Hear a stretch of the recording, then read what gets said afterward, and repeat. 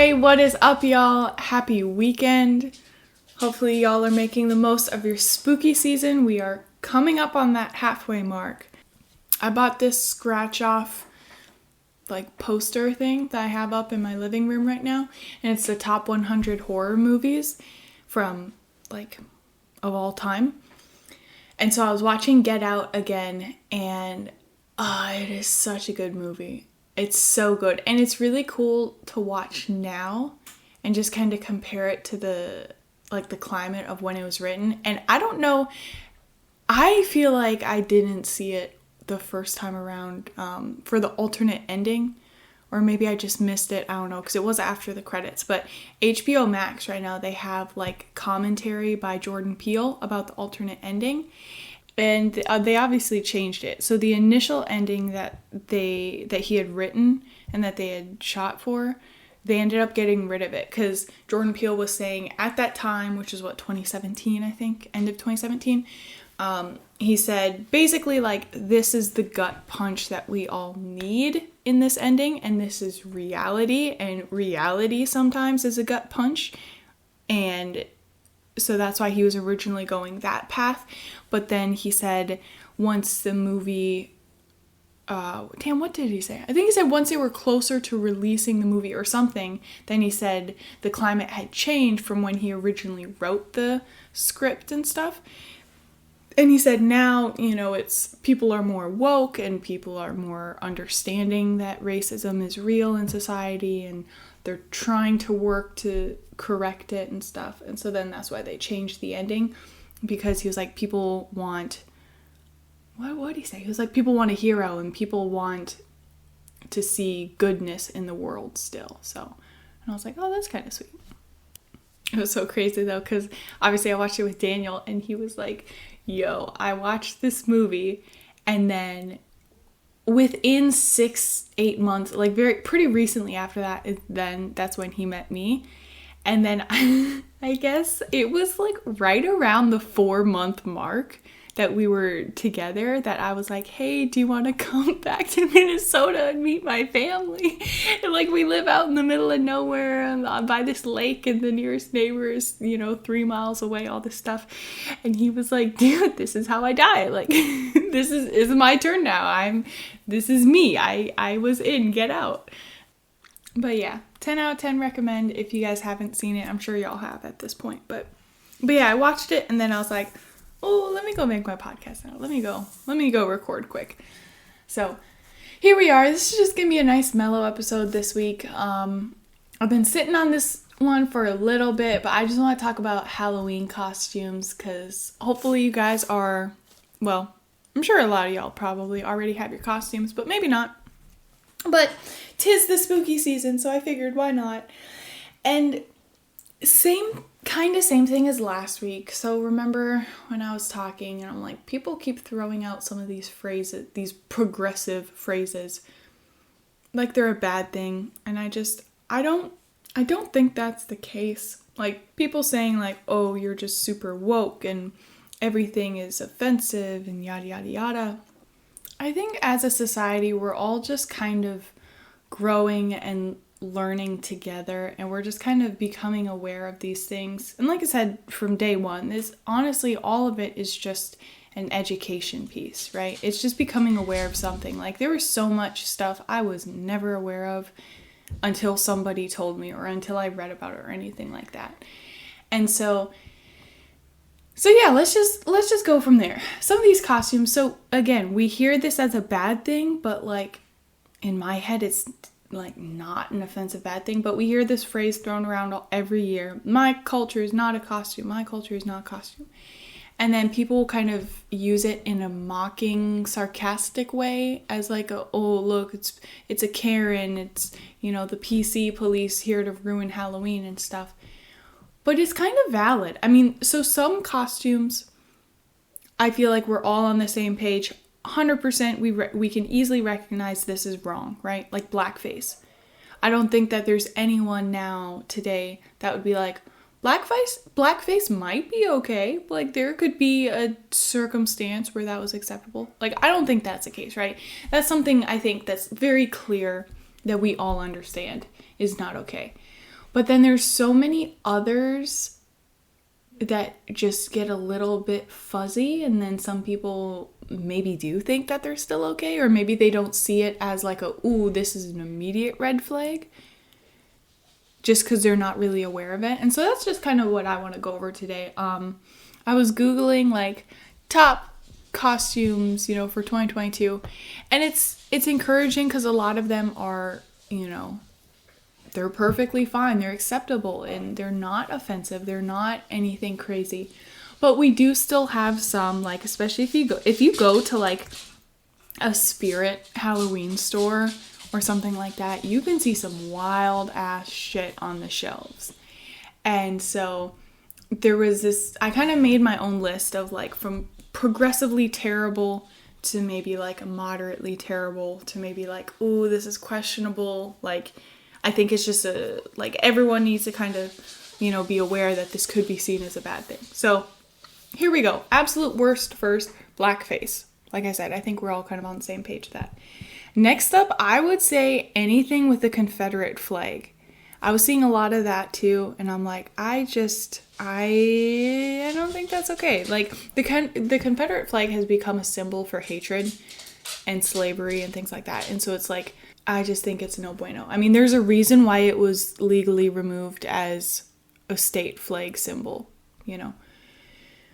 Next up, I wish I was making this up, but it's a thing. I still found costumes for Holocaust survivors / victims, or like an Anne Frank costume. And that to me is like painfully bad. That's like top of the list of a no bueno. And then when we this is where my list kind of dips into more cultural appropriation and ethnicities, where it gets like, I can see how I can very, very, very easily see how it would be questionable. So things like dressing up as a Hispanic, so like the poncho sombrero, the tacos, and what are those little shaky things, the wooden shaky things with the beads inside, maracas or whatever, that type of costume, or like the same concept with Asians, like the traditional Asian gowns, or that triangle half circle shaped like straw hat thing that they wear, like all that stuff. Pocahontas / Native Americans.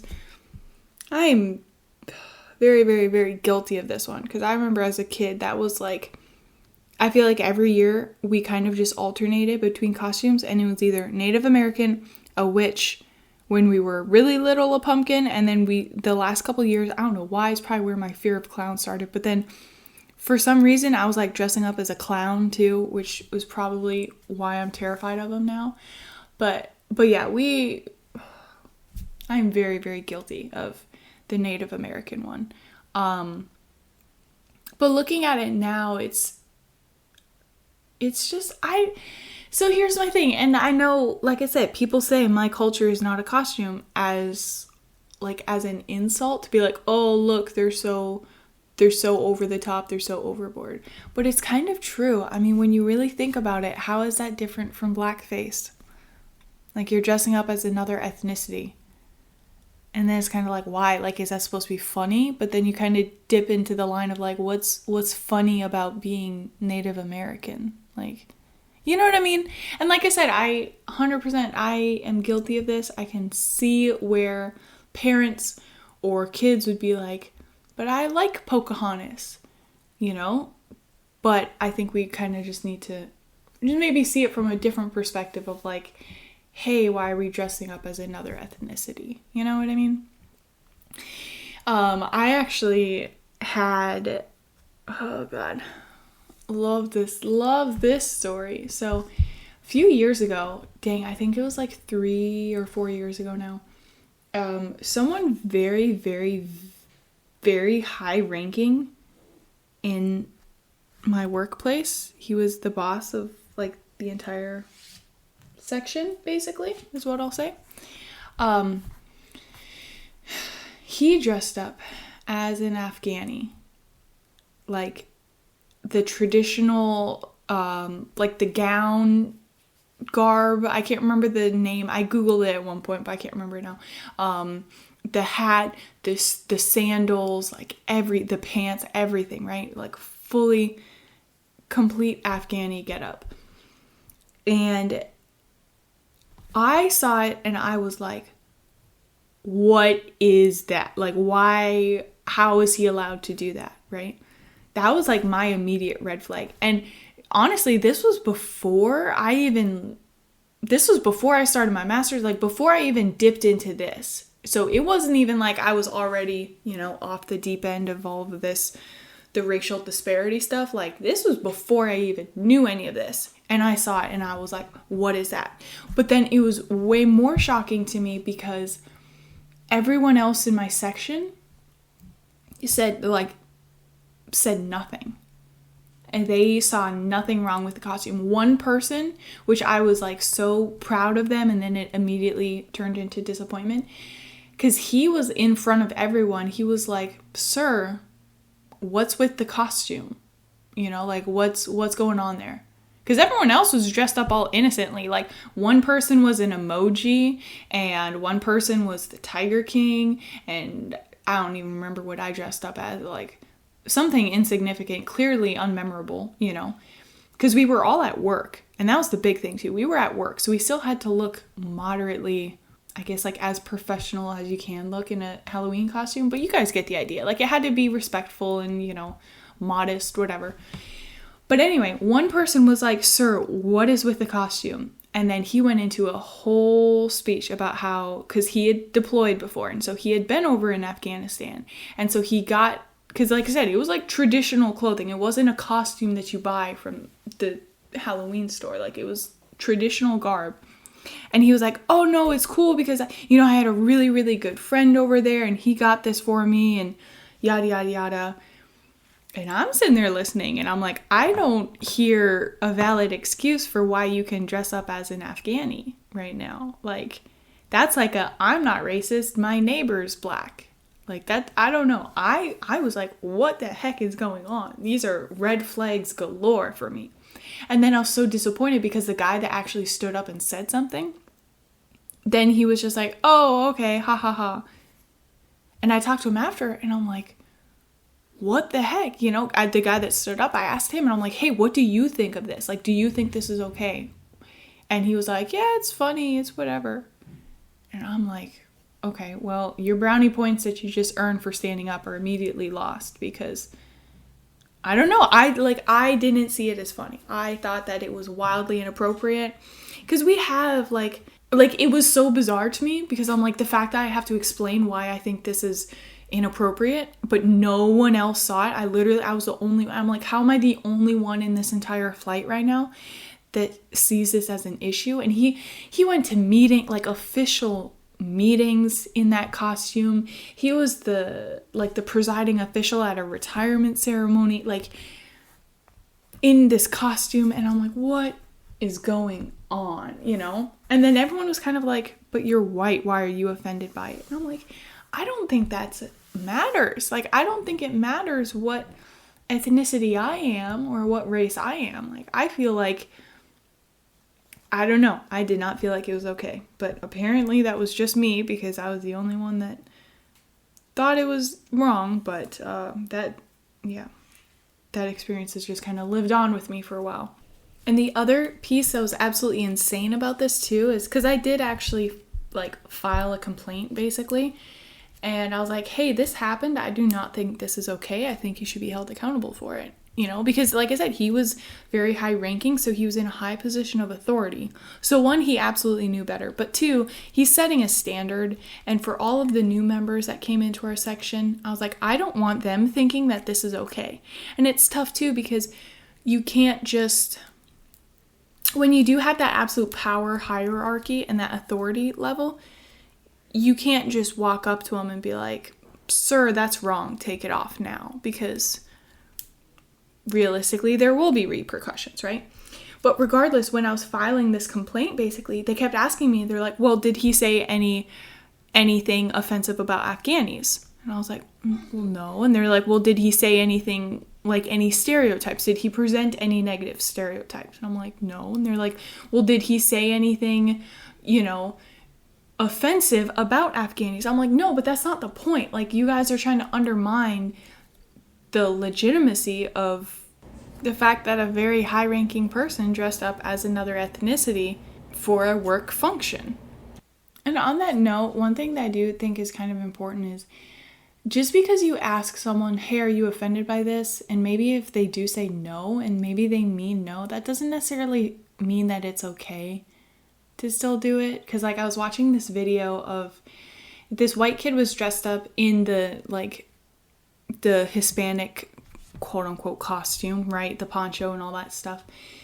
And he went around, it was like these annoying TikToks where they're just going around jamming themselves into other people's bubbles and being like, what do you think about this? What do you think? I'm like, who are you right now? You're just like some college kid. You're like, go to class or go do something.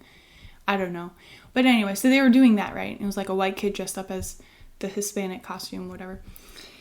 And so he asked a whole bunch of different people and ages and ethnicities, like, do you find my costume offensive? And everyone that wasn't Hispanic said yes. Like, yeah, I think that's offensive. Like, you're not Hispanic. Like, why are you dressing up as a Hispanic? Like, it's just kind of culturally insensitive. And then he asked a couple Hispanic people, do you find my costume offensive? And they were like, no, I think you look fine. Whatever. It's, that's what we wear or something like that. And so he's like, ha ha ha, see, it's fine. Yada, yada, yada. Everyone's just too sensitive. Everyone's snowflakes, blah, blah, blah. And I don't know. I was like, I don't really see that as the validation that you're maybe looking for, because maybe, yeah, okay, they said they weren't offended, but one, that's just those couple people you asked. Two, you kind of put them on the spot. Like, I don't know. I'm like, even if they're not offended, like Daniel doesn't get offended by anything, but that doesn't mean that, whatever it was I was asking of him wasn't actually offensive to other Koreans or to other Asians or anything like that. You know what I mean? And so it's kind of like, for one, it's sad because for them it's normal. Like, they're used to cultural insensitivities every day. That's what they've grown up with. They're used to all of these microaggressions. And so, yeah, maybe they're not offended by it, but that doesn't make it okay. That doesn't make it right. And also, it's kind of sad too. It's sort of like, the little kid in middle school that everyone's like, oh, do that weird thing that you do with your limp, or like, oh, your lisp and blah, blah, blah. And then they do it and then everyone laughs, and the kid thinks that they're like laughing with him, but really they're just kind of like making fun of him. You know what I mean? And so it's just, I don't know. I think we just need to be cognizant of that piece too. And there was, I will say, because like I said, this is all an education piece. And so the new part of this whole like, hey, be aware of how other people might respond to simple things like costumes. There are a lot of costumes out there that are pandemic related, like the hazmat suit, the doctor stuff, or just dressing up as like a literal virus, like the weird green blob, And I didn't really think anything of that. I was like, oh, okay, haha, it's COVID, whatever. But then, I mean, that is true. It was a pandemic that killed millions and millions of people and severely affected their mental health. Like, a lot of people were struggling in isolation and in quarantine and all that stuff, and just the general, I can't go out and socialize like I used to. That affected a lot of people. That was really tough on a lot of people. And so I can see now how a costume, same thing, like what's funny about COVID, what's funny about a virus. I can definitely see, looking at it from that perspective, how that would be very insensitive, because in a way that's kind of like dressing up like a World War II survivor, or, a Holocaust survivor. You know what I mean? Like, if you think about it that way, it's kind of the same thing. So yeah, just food for thought. I think when I was reading some articles and like some of the, like I said, the top 2022 Halloween costumes and the worst Halloween costumes and all this stuff. I saw a couple articles in there of people doing surveys, and a lot of parents, like dang near half of them for this one minor, article survey, they were like, yeah, in the past I dressed up as something that I now see is offensive, and like I regret wearing that costume, or I can see how that would be offensive to some people, and I'm more cautious of what I let my kids dress up as now, just to make sure that we're not doing anything offensive. So like I said, it's all an education piece, and like Jordan Peele said at the end of Get Out, like I think we're on the right track. We're moving in the right direction. There's still some things out there in our society that can, definitely be worked on and be better, but it's all just, one conversation at a time. So that's all we can hope for, all we can hope to do. And then, yeah, it sounds corny, but honestly, I think that's how we change society. It's just one conversation, one group of people at a time, one person at a time. Just be like, hey guys, maybe we don't joke about that. Just the little things. I think those all add up into something big, and then that's how we'll ultimately raise our own kids. That's how we'll, kind of shape our friends and ourselves and the people around us, our coworkers, everything. And then one day we'll all be happy and cohesive together. But yeah, that was it. Like I said, short, sweet, nice little mellow episode. I can't wait for y'all to see our Halloween costumes because I love them. They're so cool. We're going all out this year, dude. Oh my God. I don't know if I've ever gone this in depth into Halloween costumes before. Normally it's like pretty low maintenance stuff. Like we dress up as Marshmallow, we get the helmets and you wear matching, shirts and pants, and that's kind of it. Or like the other year when we dressed up as like sushi rolls, those were pretty easy to put together too. But this one it's going to be good. It's going to be real good. So I'm very excited for you guys to see it. Okay, make good choices, be decent human beings, have a great week, and I'll see y'all next week. Okay, bye.